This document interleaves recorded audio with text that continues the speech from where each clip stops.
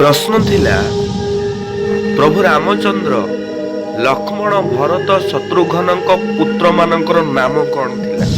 भाई बहुत भल प्रश्न टे पचारि ए प्रश्नर संक्षिप्त उत्तर खूब कम शब्द मध्य रखुଛି। आपणक प्रश्न थिला ना प्रभु रामचंद्र लक्ष्मण भरत शत्रुघ्न पुत्र मानकर नाम कौन थिला।